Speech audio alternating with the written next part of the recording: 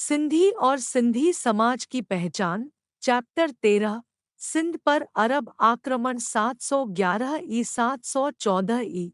मध्यवर्ती काल में जब भी ईरानी साम्राज्य का विस्तार पश्चिम की ओर हुआ, उसने सिंध पर विजय प्राप्त की और इसे साम्राज्य की पश्चिमी सीमा बना दिया। इस्लाम के आगमन के बाद अरबों ने अपने पंख फैलाए और साम्राज्य निर्माताओं के रूप में उभरे। उन्होंने ईरानी साम्राज्य को नष्ट और जीत लिया। चाच और उसके बेटे दाहिर की अवधि के दौरान सिंध के अमीरों की कहानियां सिंध को अरबों द्वारा प्रतिष्ठित करने के लिए पर्याप्त थी। उन्होंने सिंध को जीतने की कोशिश की, लेकिन उनके आक्रमणों को सिंधी सेनाओं ने सफलतापूर्वक खदेड़ दिया। ऐसा कहा जाता है कि उन्होंने 17 बार अपने साहसिक कार्य की कोशिश की और हर बार यह उनकी बड़ी कीमत पर दुस्साहस के रूप में समाप्त हुआ। इस्लाम के प्रारंभिक काल में उस्मान अब्दुल्ला बिन आमिर बिन रबी की खिलाफत के दौरान मकरान, वर्तमान में बलूचिस्तान, के शासक बने। खलीफा ने सिंध में प्रचलित सटीक स्थिति का पता लगाने के लिए एक भरोसेमंद व्यक्ति को भेजा। क्योंकि सिंध को जीतने के लिए अरबों को हर बार हार का सामना करना पड़ता था, यह भरोसेमंद व्यक्ति हाकिम बिन जबलाह थे और उनकी टिप्पणियां थीं, पानी गंदा है, फल खट्टा है, पथरीली कठोर मिट्टी और अन्य भूमि नमकीन है।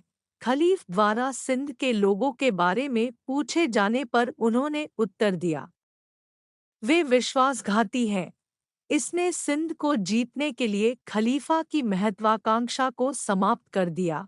चचनामा में उल्लेख है कि लंका के शासक सरनदीप ने खलीफा के पास कीमती सामान और गुलामों से भरा जहाज भेजा था।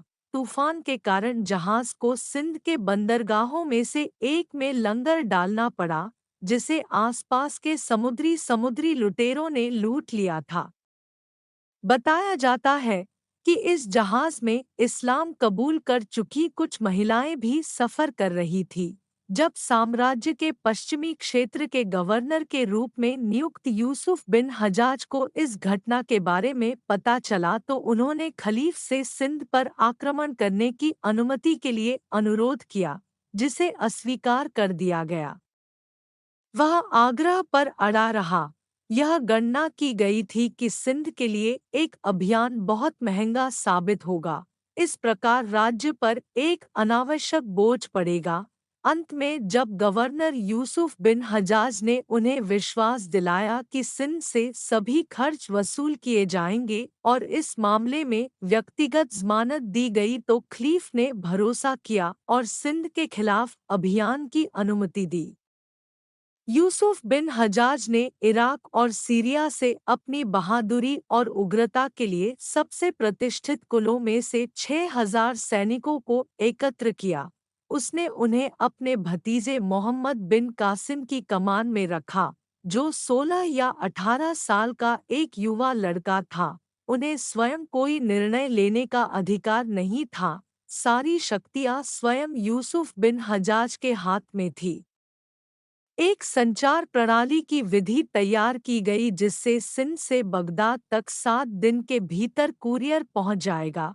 मोहम्मद बिन कासिम को हज्जाज के हर कदम की सूचना देनी थी और उससे प्राप्त निर्देशों के अनुसार कार्य करना था। एक तरह से यह दुनिया में कहीं भी रिकॉर्ड किया गया पहला रिमोट कंट्रोल युद्ध था। पोर्ट ऑफ देबल पर कब्जा करके पहली जीत अरब सेना की झोली में गिर गई। चचनामा ने इस जीत को इस प्रकार दर्ज किया है, किले में एक मंदिर था जिसकी मीनार 40 गज ऊंची थी और उस पर एक रेशमी झंडा फहराया गया था। मोहम्मद बिन कासिम ने काफी देर तक किले के चारों ओर घेराबंदी की थी, लेकिन उसके आत्मसमर्पण का कोई निशान नहीं था और वह निराश था और घेराबंदी हटाने की सोच रहा था। उस निराशा के क्षण में एक व्यक्ति चुपके से किले से बाहर आया और सूचित किया, उनका कहना था कि किले के लोगों का दृढ़ विश्वास था कि जब तक किले में मंदिर बरकरार रहेगा तब तक उन्हें कोई नुकसान नहीं होगा और कोई भी किले को जीतने में सक्षम नहीं होगा। इसलिए उन्हें हतोत्साहित करने के लिए मंदिर की मीनार को गिराना और ध्वज को उतारना आवश्यक है। हज्जाज से अनुमोदन प्राप्त करने के बाद मोहम्मद बिन कासिम ने मंदिर को नष्ट करने के लिए तैयार किया और अपने विशेषज्ञ कैनन संचालकों को बुलाया, जिन्हें उन्होंने ध्वज को नीचे लाने और मीनार को नुकसान पहुंचाने के लिए 10,000 दिरहम का इनाम देने का वादा किया था। कार्य जल्द ही पूरा हो गया था। अंधविश्वास में डूबे किले की सिंधी आबादी ने बिना किसी प्रतिरोध के आत्मसमर्पण कर दिया। इस प्रकार सिंध की विजय का पहला चरण शुरू हुआ। एक सप्ताह के बाद मोहम्मद बिन कासिम की सेना नीरून-कोट की ओर बढ़ी। बौद्ध गवर्नर ने अरब सेना को आगे बढ़ाने के साथ एक गुप्त समझौता किया, लेकिन ढोंग के लिए 5 दिनों तक आयोजित किया गया। 5 दिनों के बाद उन्होंने सार्वजनिक रूप से मोहम्मद बिन कासिम से माफ़ी मांगी और अरब सेना का स्वागत किया।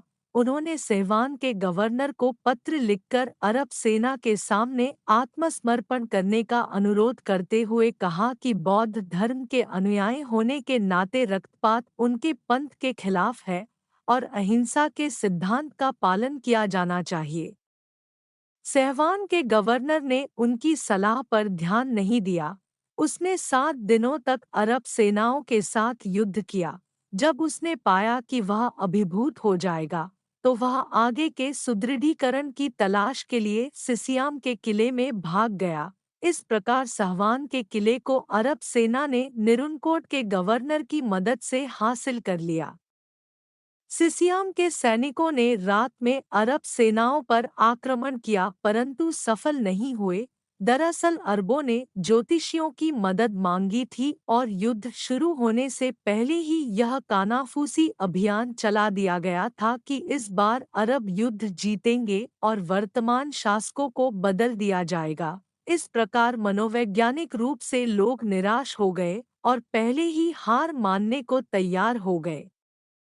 युद्ध शुरू हो गया। शायद यह दुनिया का पहला मनोवैज्ञानिक युद्ध था। शुरुआती जीत से प्रेरित होकर मोहम्मद बिन कासिम को उनके गुरु बगदाद के यूसुफ बिन हज्जाज ने और अधिक आक्रामक होने और आगे बढ़ने के लिए प्रेरित किया। सिंध के शासक राजा दाहिर का सामना करने के लिए अरब सेनाओं ने रावर और जेवर के किलों के आसपास मार्च किया और क्षेत्रवासियों के स्थानीय जागीरदार माको पुत्र को आत्मसमर्पण करने के लिए कहा। इस बीच चना जनजाति के मुखिया ने अरबों के सामने आत्मसमर्पण कर दिया। इस प्रकार अरब सेनाओं के समर्थन की वर्षा शुरू हो गई थी। प्रारंभ में वासायों के बेटे माको ने हिचकिचाहट की, लेकिन बढ़ती ताकत के आगे झुकना और उसका सामना करने के बजाय उसमें शामिल होना और अरब विजय के लाभों को प्राप्त करना विवेकपूर्ण समझा। वह शासक के प्रति वफादारी के विचार से विवश था। उसने सोचा, आखिरकार क्या होगा यदि अरब हार गए और दाहिर आक्रमणकारी सेना को खदेड़ने की स्थिति में आ गया। एक कुटिल तरीका सोचा गया था। वह सामान्य निरीक्षण के लिए बाहर जाता और एक पूर्व निर्धारित स्थान पर उसे अरब सैनिकों द्वारा गिरफ्तार कर लिया जाता। उसकी गिरफ्तारी के बाद वासायों का पुत्र माको अरबों का कट्टर समर्थक बन गया और उसने अरब सेनाओं का मार्गदर्शन किया और महत्वपूर्ण किलों को अज्ञात रास्ते दिखाए और अरब सेना का समर्थन करने के लिए कई छोटे जागीरदारों को समझाने में मदद की। बीच की अवधि में सहवान के किले पर फिर से चंदीराम नामक एक स्थानीय सरदार ने दावा किया। उसने अरब सेना को किले में दोबारा प्रवेश नहीं करने दिया। उन्होंने अरब सेनाओं का बहादुरी से मुकाबला किया और युद्ध में मारे गए, लेकिन हार नहीं मानी। विशाल आक्रमणकारी ताकतों के सामने यह साहस का दुर्लभ पराक्रम था। जब उस समय के सभी महत्वपूर्ण व्यक्तियों ने अपने स्वयं के शासक के बजाय आक्रमणकारियों के साथ गठबंधन करना बुद्धिमानी समझा।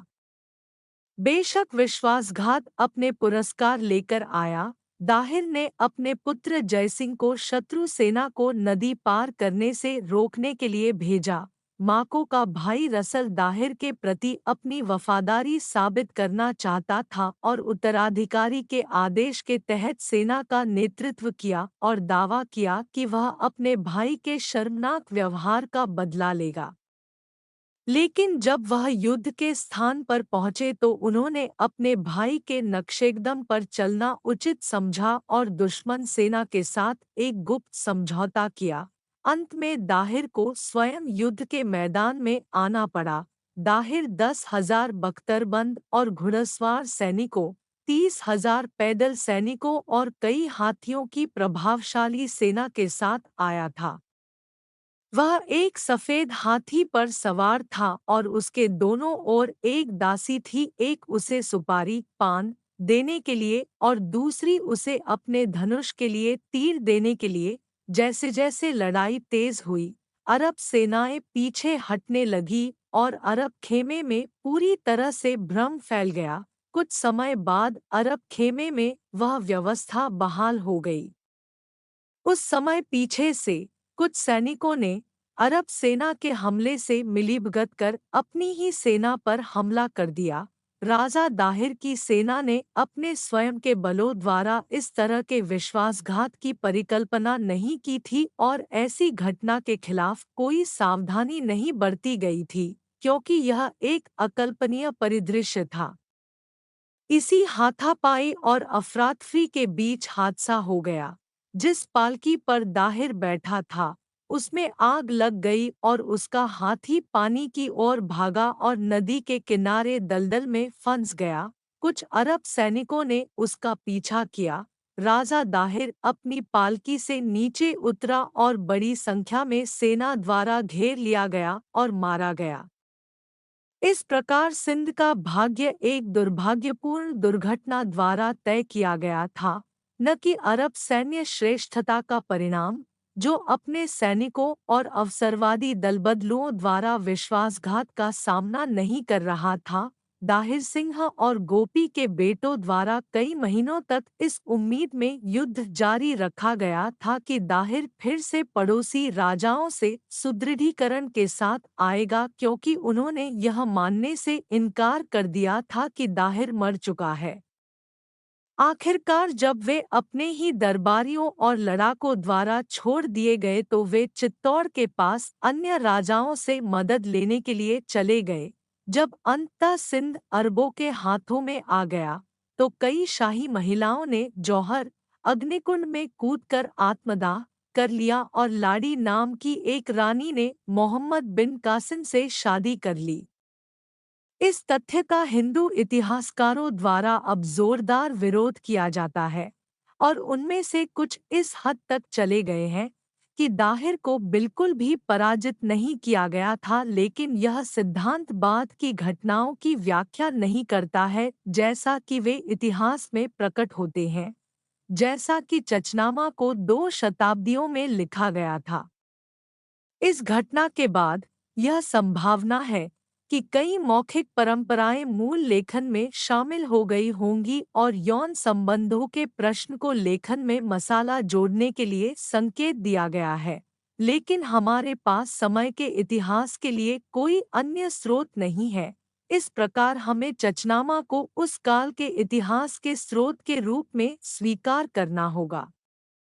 हालांकि नमक की एक चुटकी के साथ और यह चखने के स्वाद पर निर्भर करता है। यह उल्लेख किया गया है कि राजा दाहिर की राजकुमारी को पकड़ लिया गया और श्रद्धांजलि के रूप में इस्लाम के खलीफा को भेज दिया गया। जब खलीफा चाहता था कि वे उसके हरम में प्रवेश करें तो उन्होंने मोहम्मद बिन कासिम पर आरोप लगाकर उसे धोखा दिया कि वह पहले ही उन्हें अपवित्र कर चुका है। इससे खलीफा का गुस्सा भड़क गया और उसने आदेश दिया कि मोहम्मद बिन कासिम को गधे की कच्ची खाल में लपेटकर उसके सामने पेश किया जाए। उनके आदेशों को 3 दिनों के भीतर क्रियान्वित किया गया।